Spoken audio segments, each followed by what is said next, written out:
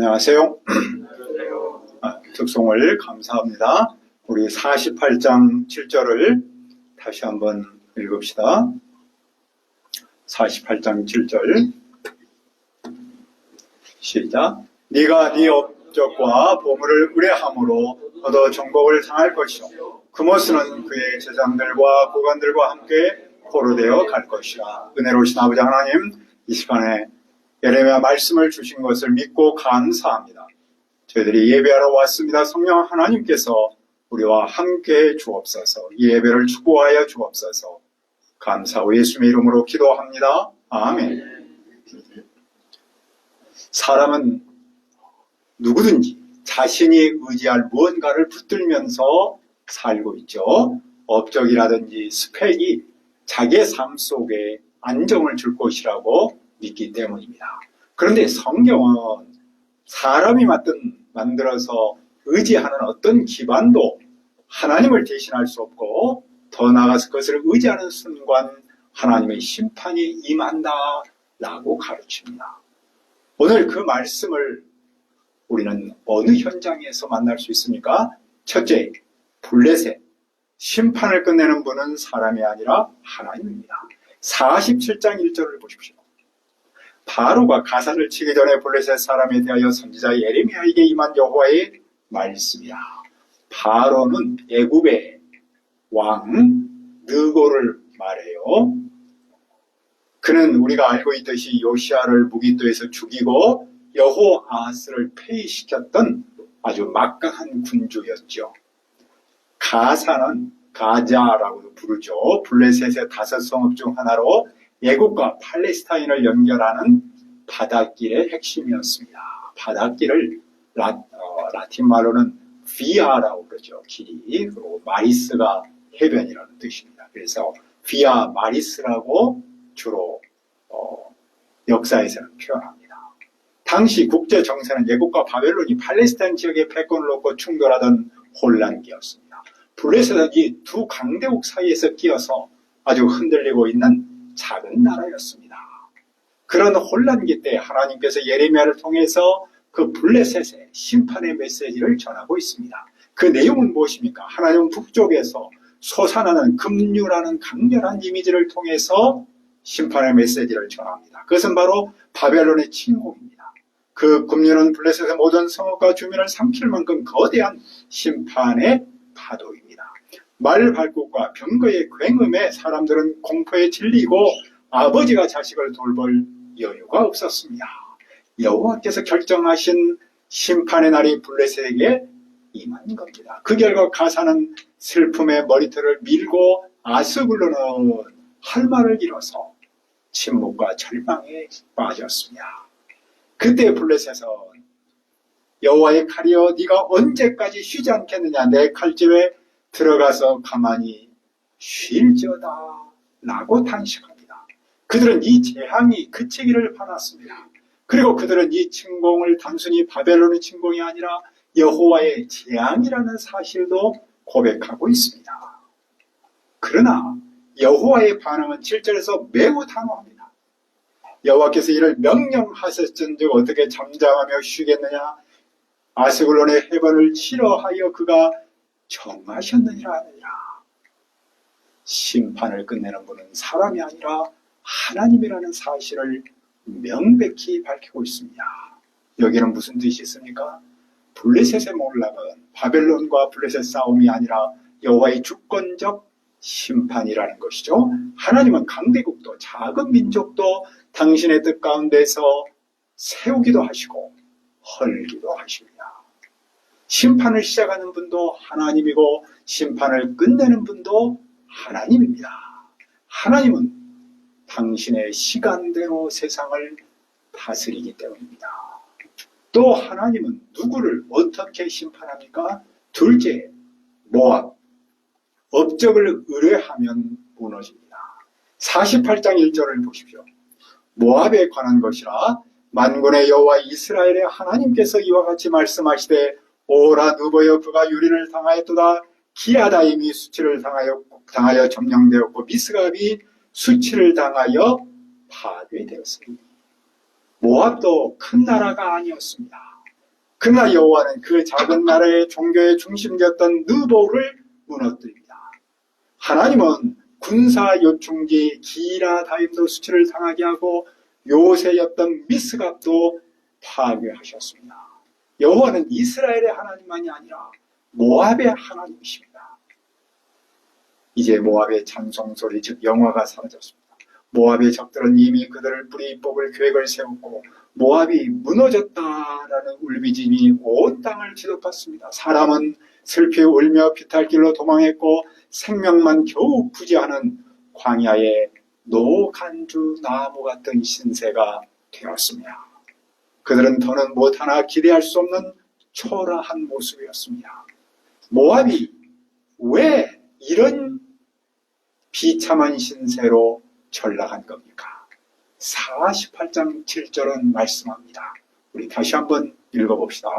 48장 7절 시작. 네가 네 업적과 보물을 의뢰함으로 너도 정복을 당할 것이요 그모스는 그의 제사장들과 고관들과 함께 포로되어 갈 것이라.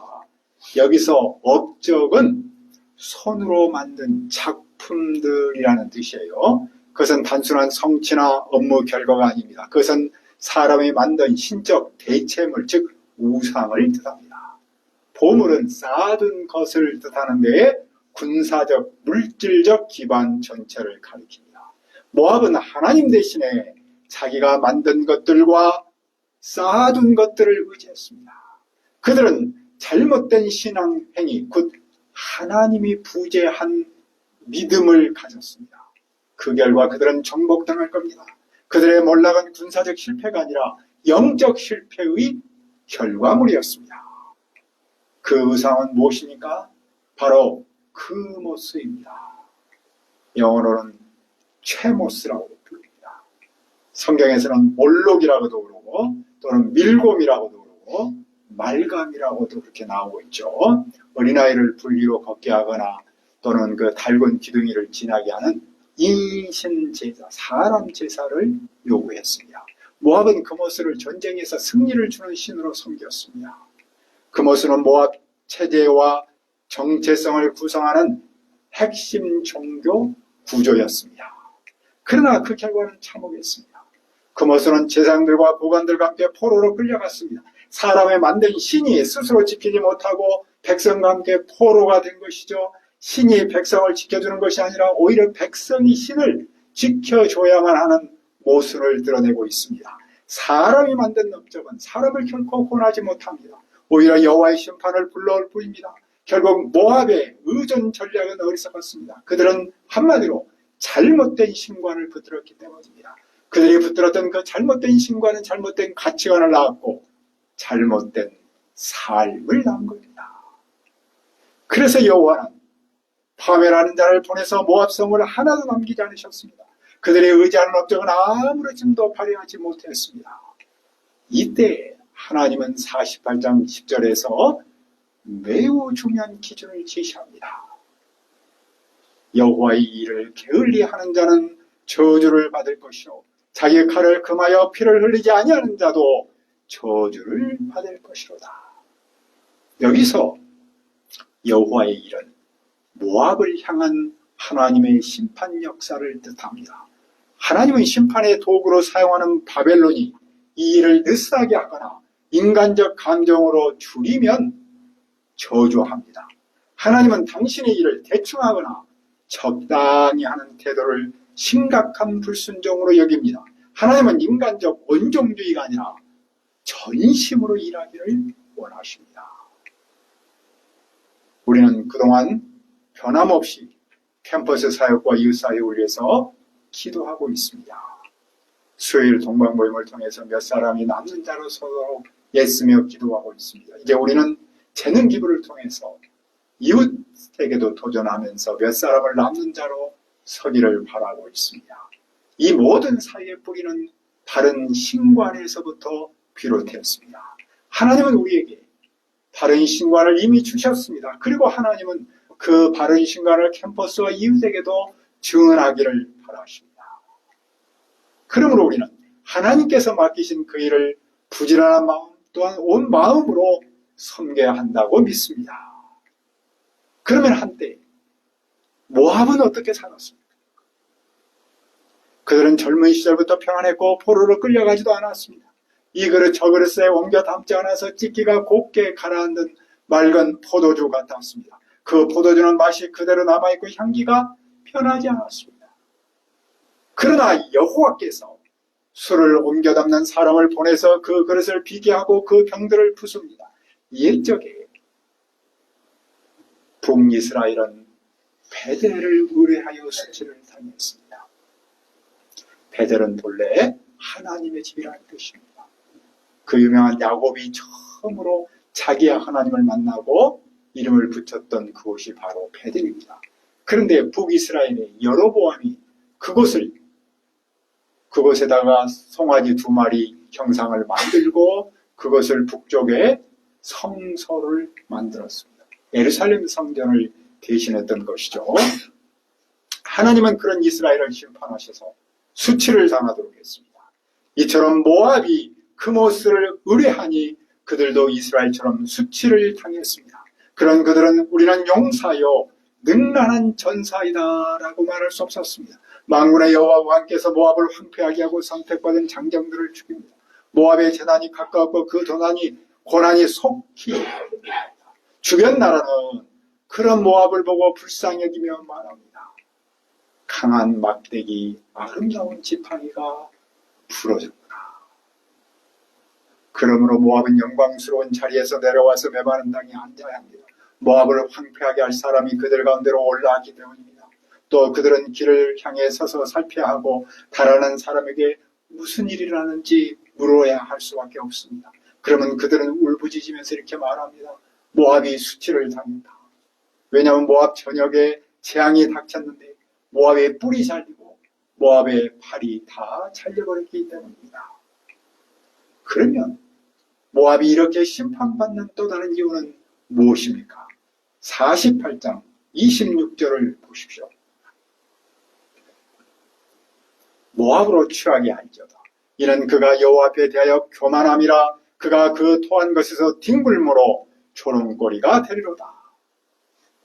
교만은 우상 숭배에서 왔습니다. 하나님이 아닌 다른 대체물을 섬기면 하나님 앞에서 교만합니다. 그런데 그 교만은 심판을 불러옵니다. 모압은 자기가 토한 것에 뒹굴며 사람의 조롱거리로 전락합니다. 한때 모압은 도둑질하다가 들킨 사람을 보면서 머리를 흔들면서 조롱하는 예가 있었는데 모압은 이스라엘을 보면서 머리를 흔들며 조롱했습니다. 그러나 이제 자기의 수치를 보면서 자기 머리를 흔들며 조롱을 스스로 해야만 했습니다. 그들은 성을 버리고 바위틈과 동굴 입구에 깃드는 비둘기처럼 피신해야 합니다. 하나님께서 그들의 심한 교만, 곧 자고와 오만과 자랑과 그 마음의 거만을 들었기 때문입니다. 하나님 앞에서 교만은 언제나 재앙의 씨앗입니다. 그런데 여호와는 그의 노요함에 허탄함, 다시 말하면 그들의 오만을 아십니다. 그의 자랑과 행위가 모두 거짓임을 폭로합니다. 그래서 여호와께서 모압을 위해 울부짖습니다. 신마의 포도나무 가지가 야셀 바다에까지 뻗던 풍성한 수확의 시기에 탈취하는 자를 하나님께서 보내셔서 그들의 그 풍성한 수확을 다 빼앗기도록 합니다. 풍요가 끊어지고 기쁨과 환희가 사라지고 물이 마르고 땅이 메말라 아우성이 가득합니다. 그런데 하나님의 심판을 명령하셨는데도 불구하고 그 심판의 광경은 하나님께 슬픔이었습니다. 왜 모압이 이렇게 되었습니까? 여호와는 35절에서 다시 한번 선언합니다. 여호와의 말씀이라 모압 산당에서 제사하며 그 신들에게 분향하는 자를 내가 끊어버리라. 모압의 총체적 문제, 근본적 문제는 바로 우상 숭배였습니다.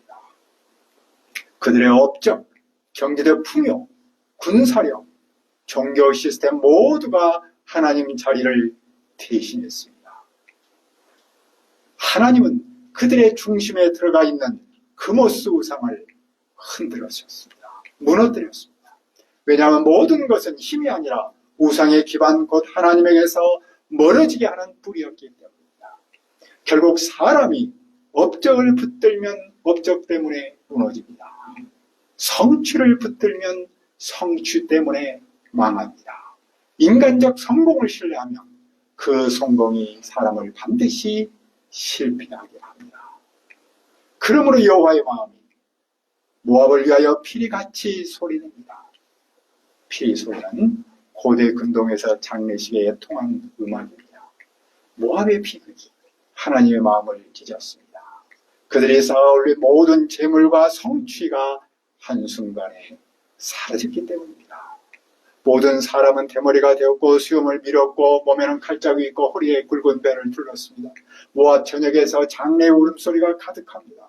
여호와께서 모압을 쓸모없는 그릇처럼 깨뜨리시기 때문입니다.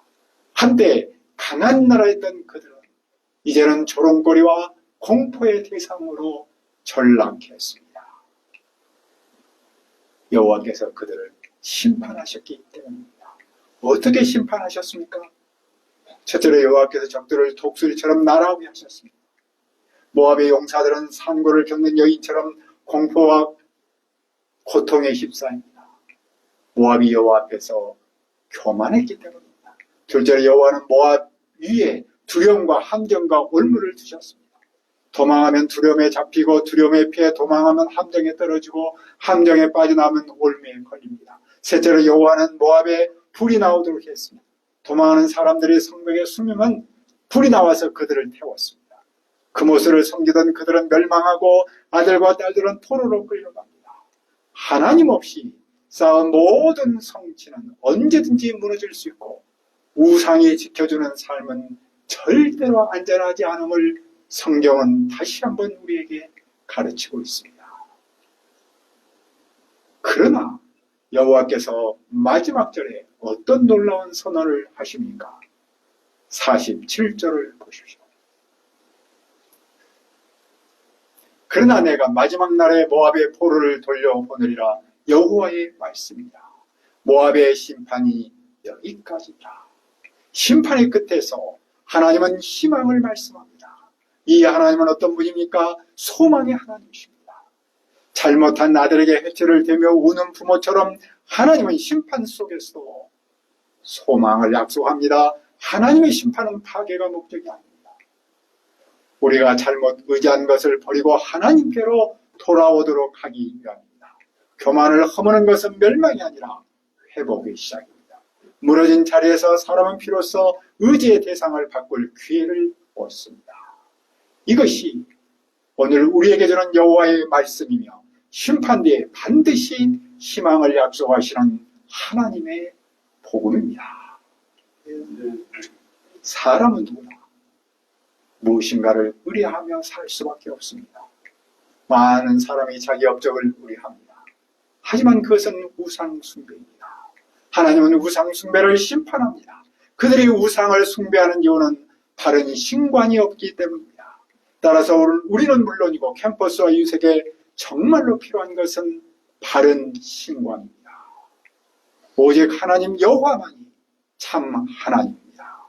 그러므로 우리는 내 업적보다도 하나님을 의지하고 그분이 맡긴 일을 부지런함과 마음으로 섬길 수 있기를 기도합니다.